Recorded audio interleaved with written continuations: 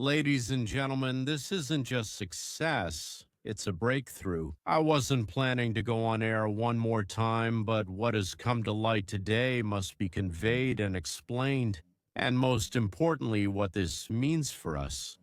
Today, it became known that the gross domestic product, that is, the total income of the United States of America, the sum of everything the United States produced and sold in the third quarter, that's July and August, September 2025, increased year on year, annualized up to 4.2.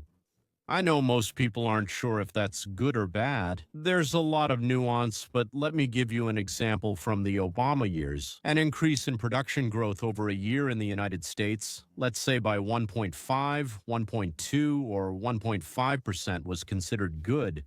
Obama even said several times that 2% is the maximum that a developed country can achieve in the modern world. But Obama was a liar. And B, he didn't understand economics any more than he understood anything else. Or rather, he understood economics as much as he understood everything else. Under Biden. So, well, after COVID, after the pandemic, the economy started to open up, so to speak. If you count from COVID, the growth rates were remarkable, but in 2024, the post-COVID recovery already started to slow down, and there was 2.8% annual growth. And that was really something. Honestly, everyone knew that if Biden or Kamala served another term, things would return to how they were. So when Trump came in, the economy was at that 1.2, 1.5% or worse, and he had just started to roll back those ridiculous restrictions on business and those stupid rules for consumers. He introduced tariffs that, well, theoretically in the first year or year and a half should have increased the cost of goods, meaning they should have fueled inflation, but somehow, almost magically, they didn't. Inflation actually dropped. In September, it was 3%, and in October, they didn't measure it for a number of reasons. In November, it was 2.7, so annually it's 0.3. That's an impressive decrease in just a month or a month and a half. In just 1 year, that means 2.5 million undocumented immigrants left, and immediately United States citizens started getting hired, and wages increased by 3.5, which means outpacing inflation. And today it's a gift, meaning the economy is growing, and it's specifically because of the tariffs. And since it's becoming more profitable to import goods from somewhere else, manufacturers are moving from Mexico and China to the United States, and it didn't grow by 2.53 or 35%, which would also have been great, but by more than 4, that is 4.2% annualized, with steady growth at 4. Trump is even promising 5 next year. That means more jobs, higher wages, so that people don't leave, and employers will be afraid that workers will leave, so where will they find new ones?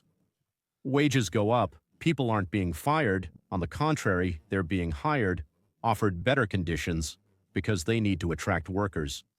And since we have technological growth with new and cheaper goods, customers stay, and the purchasing power of wages increases because goods are decreasing in cost. In 2026, huge investments are expected in modern technologies.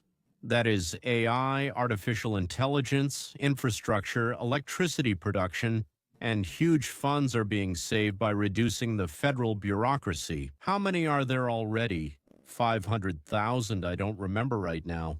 I'll talk about it next time. I'll talk about it tomorrow. By the way, deporting illegal immigrants also saves a huge amount of money.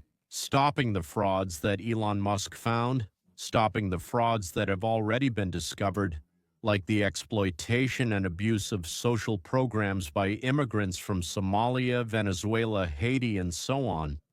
In addition, medical education is being shut down, and empty federal buildings are being reduced, both in Washington and across the country. And the aid programs for other countries have already been reduced and are continuing to be cut. The cuts will be especially severe from January 1, 2026. All of this was simply a waste of resources. At best a waste, at worst something more. They were cutting golden bricks somewhere over there. In other words, it seems that the year 26 will be the best year in modern history for the population of the United States, and hopefully, a turning point, the continuation of our story. That's quite a bold statement I'm making right now.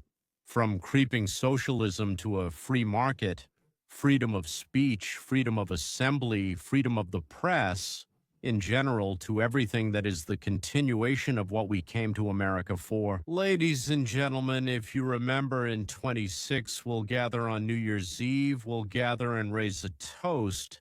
We'll gather for the return to the country of our dreams. We'll gather